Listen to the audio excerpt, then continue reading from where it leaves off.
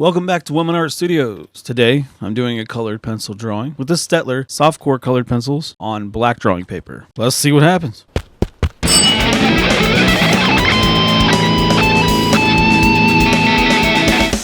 So I'm just going to do a quick little drawing, little under drawing thing. I'm doing the same thing I did with the baseball, just something really simple. Just doing the under drawing, just so I have something to follow. I don't actually have to do this. You don't have to do this. I just want something basic. To keep things steady, between both drawings. So I'm curious how this is going to lay out for the lightest color. I do have yellow, so I can use that as well. And then we'll see what happens. So, I'll jump right into story time. When I was a kid, I broke my arm. I shattered this arm really bad. I broke it twice, actually. When I was 4, I broke it clean break. And then it kind of looked like it didn't heal quite right. And then over time, everybody would joke like, oh, your arm's like double jointed. Like it wasn't. It just was offset because of the way that it healed. Then I broke it again. And my doctor was like, he's probably only going to get like 80% use back. And I was terrified because, as you know, I played baseball at the time. And I was terrified I wouldn't be able to pitch ever again. So I worked really hard and got my arm back to shape. And at one point, this is the yellow, by the way. At one point, I was out playing after therapy and everything. After a while of therapy and after my arm healed up quite a bit, which I don't think I explained well, I absolutely destroyed my radial and ulna. If you take a piece of chalk and just hit it with a hammer, that's what happened to my bone. And so, yeah, it made sense that the doctor felt that way. This is the lighter of the two greens. There's only two greens in here. And I try to just lay down a base color first, like I did yesterday, or the last time I should say. Last time I drew. Just very, very lightly laying this down. So I shattered it really, really bad. And then, so it made sense that he felt like I would never use it again. That's quite right. But I was like, nah, that ain't gonna happen. So determined, I worked really hard in physical therapy. And then I went back to playing in gym and stuff. I was like, I'm just gonna play. We were playing wiffle ball and I got nailed with the wiffle ball. Oh, wiffle ball at like 15 miles an hour. And it hurt so bad. I thought I started to cry. My coach was like, are you all right? I'm like, I was that sensitive at the time. But anyway, I got to where I started playing tennis with my friends and stuff. Cause we would change things up in gym. And my mom was panicking, telling the doctor, like, should he be playing in tennis? He's like, no, actually, that's perfect for him. It's good that he's able to do that, give him full range of motion. And it's not like I was, playing against Andre Agassi or something. It was just me and my friends smacking the ball back and forth. But yeah, he's like, no, that's good for him to get the rotation in there. So I owe it to tennis as well, to getting me back into baseball. And I like tennis. I'm not great at it. I did learn how to serve, though, not that long ago.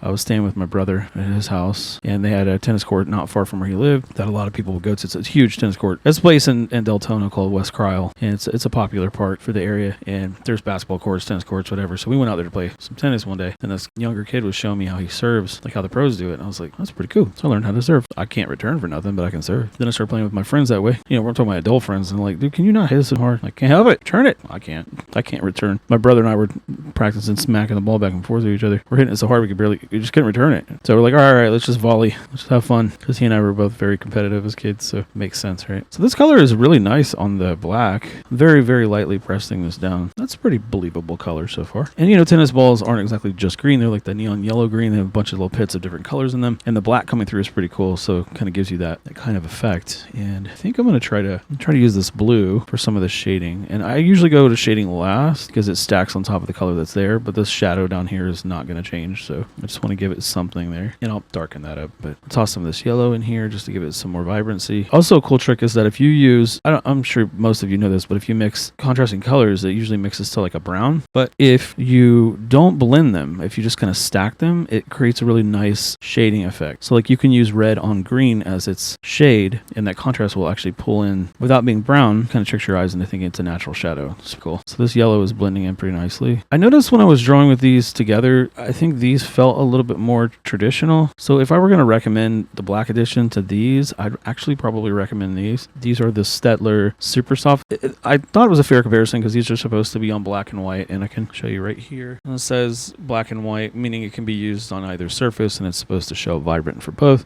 I mean, the other pencils seem to do the same, but the color selection here is a little bit more natural. Now, like I said, if you want something neon looking and interesting, grab the other ones. If you want something a little more traditional, these are better for that. Also, again, switch the direction of your pencil, not only for texture, but also for blending. It'll pick up the pigment differently on the paper. And again, I'm going very, very light. I'm using just my arm to do this. this. I'm just trying to get that main mid-tone for the whole tennis ball, then I can throw the shades on it. I can throw the shadows, I mean. And you can use this, you know, try to get some vibrancy going if I can. Of course, there is some dark green here, so I'm going to try this. You don't have to go, just because you see the tennis ball is green, it doesn't have to be green. I'm just using this as sort of like the in-between, sort of the pit colors you see. A lot of times the tennis ball will be kind of different variations of greens and shades and then browns and things in there. And that black coming through is really cool because it's creating that sense of texture and depth. Really nice. Just looks like you took a picture in a low light, just for variation of colors. So there's yellow, there's green, there's that tannish color for the seams of the tennis ball. Yeah, if you go too heavy-handed with one solid color, it's going to look flat. So you want to stay away from doing that. And you also, like I said, you can use opposing colors to create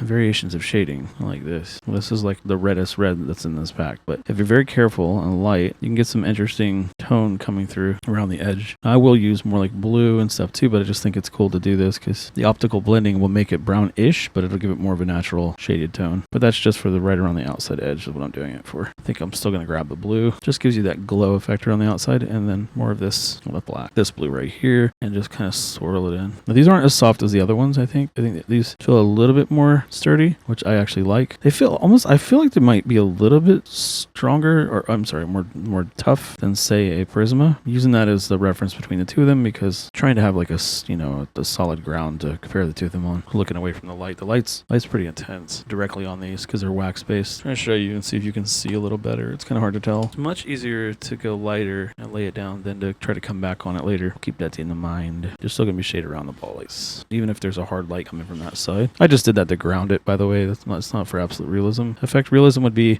you would have usually multiple points of light. You don't necessarily have just one, but I'm kind of trying to make it like the light's coming from that side like I did with the baseball as best as possible. And then if you think about the contour of the ball, this would be, this would all be blue, well shaded rather, whatever color you use for your shading. And we can lighten this side up quite a bit more. I'll throw in some more yellow, but I can also use that peachy color that's right here. But I think the yellow on this side will help it pop quite a bit. So you can see a little bit more of what I'm trying to go for. We'll put more of this blue. I can see that it's a little too green right here and yellow. It's a little too much brightness right there. You get a gradient of shading if you do it right. This should blend pretty well. I get really heavy into optical blending, which is basically what Impressionism is about. It's really cool because you have to you set colors next to each other, and if you step back and look at it, it's I always forget. Seurat, that's who it was. Seurat was the one that was able to basically make a pixel style painting before pixels were even a thing on TV, I'm saying. Before how we think of pixels and stuff on computer screens and things like that. It was Georges Seurat, however you pronounce it. I don't know. I forget. I audited a few of my mom's classes when I was a kid.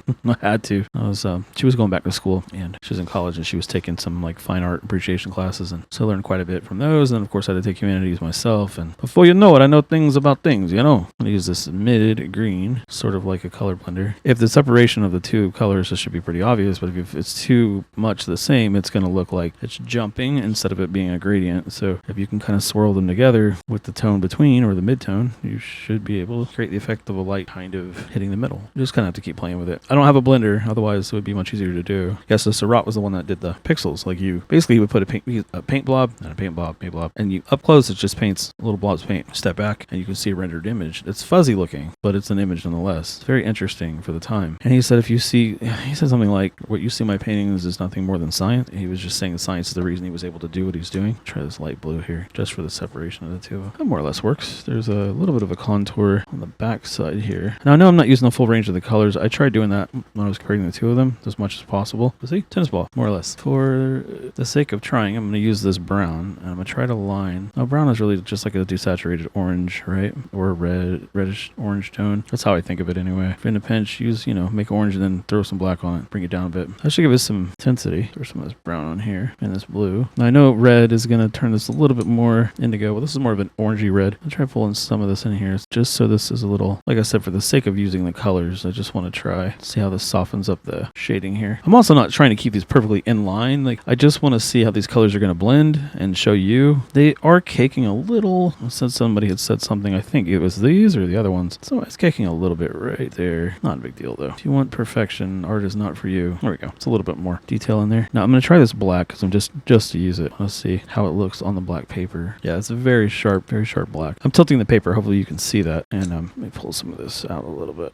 Also with realism, if that's what you're going for, blending is good. Things are rarely one solid color and they rarely are sharp. Even things that look like it's dead on sharp, it's not as sharp as you might think it is. Oh yes, let's see if it'll erase. I think I tested that before. These are Dollar Tree erasers. So I know the pencil's going to erase really nicely. This paper is really good if you want to know. I actually really like this paper. I just don't use it much because I don't have a lot of bright colors to use. We have some acrylics that are left and I was going to use those, but they're kind of starting to dry up. Some acrylic markers, I mean. Those are really fun to use on here. Yeah, that comes off pretty easily. So if you want this to stay on the paper, you're going to need to use a fixative is my guess. Spray, you can get like Krylon and stuff. You can spray it and it'll let it dry. And now I had problems with wax before with fixative, just my experience, and it did fine with pencil, with the graphite. The wax, it was kind of lifting or causing it to fog up. All right, let's try that. All right, see how easily that's coming off of this paper. So now keep in mind this paper. This paper is very easy to erase. Probably has something to do with how dark the pigment is of the paper itself. I don't know. Or because it's a smooth surface and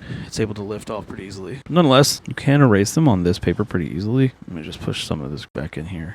All right, I kind of honestly think, and this is just my opinion, doing roughly the same kind of drawing. I did a baseball with the other pencils and I did a tennis ball with this one. And yes, I did the seams with the baseball. That took a little bit more time. But these layered much easier than the other ones did. And I could do a fair comparison. I can go through and do like a swatch test and all that, but I just wanted to do it from a usability perspective. You can do tests all you want, but sometimes the best test is just to draw with something, just to see. It may not test well in terms of like, well, how's the swatches look next to each other and how do they layer and all this stuff. Once you start using them, they might be more forgiving than you might expect, because it might be a good thing that they can blend easily, or it might be a good thing that they lift easily. It just depends on what you're doing with them, I think. I mean, smudge test doesn't feel like it's lifting. Not good. I mean, the wax a little bit because it's on a smooth surface again. I probably should go back and try both of these pencil sets on the rough side of this paper just to try it. But these feel a little better in the hand when you're drawing. Like they feel, well, first off, they're more like a traditional pencil in the way that they feel because they're hex shaped instead of that triangular thing. And I suppose I could do a sharpen test, huh? I mean, the other thing is too, is I don't really need to sharpen these yet. I don't want to waste the pencil. I don't like to do that too much. Well, I mean, I feel like these handled and performed better. That's my 2 cents. I think even though this is a smaller set of color, they're better for what Faber-Castell Black Edition says they do. I think these are actually better. So if I were to get more, I would buy more of these bigger set. But they didn't have any more. They didn't have any other selection of the blacks besides this, as far as I remember. So let me just sign it real quick, and I will give you. That's gonna have to work. This is a Temu Jelly Roll knockoff. It's called Touch Cool, I think. Yeah, Touch Cool. Just in case you're wondering. But I think this personally.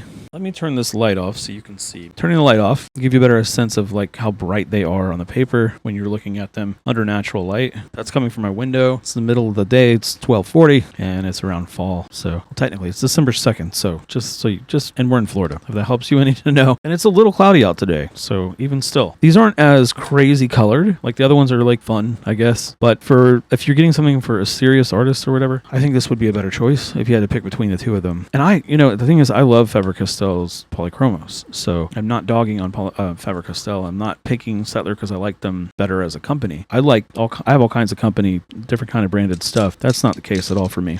I'm just going based on how it feels to draw with. I will say the barrels are kind of annoying. The barrels have this annoying because they only have the color on the end. Like, I mean, that's kind of like, okay, whatever. But if you have a lot of these and you were trying to figure out which color you're using, you got to stop and look at the back of them. It's not as easy as first off, like the Polychromos have the whole color of the pencil, and then those black editions are black up until the end, so you still see the color. The tip here, I mean, I guess they were going for an aesthetic choice, but when they're just laying over there, it's kind of hard to tell which one's which. So in a set of 12, it's not a big deal, but if you had like 48 of these things, it'd be kind of a pain. Because also there's no color name on the pencil itself. It just does have a serial number, but who's going to stop and read that, right? These are nitpicks. There's nothing wrong with that. I don't care about that much. I'm just letting you know, just in case you want to know. But as you can see, these are more traditional colors. And again, there is no white in this pack. So if that matters to you, you need to pick up a set of white or whatever. Because you tend to use white. Well, I do. I tend to use white a lot for color blending and if I want to soften a color or whatever, and not necessarily for whites specifically. Now, white on this does show up pretty well. If you need white that bad, you can use ink or a pen or ink pen that is white or white out or something like that. I don't know if I have much more to say except that thumbs up. Do recommend if you find them. And what are they, like $10? I think $12. No, they're good though. I like them. So I might try some more Staedtler pencils and see if that holds true for their other lines of stuff, or if it's just a fluke and these are good, or I don't know. Staedtler pencils are good, so maybe, who knows. But that should be it for today. And if you made it this far, I very much appreciate it. And if you have your favorite colored pencil, you want me to try, let me know. Drop down in the comments below. Thanks again for hanging out, and I'll catch you in the next one. Peace.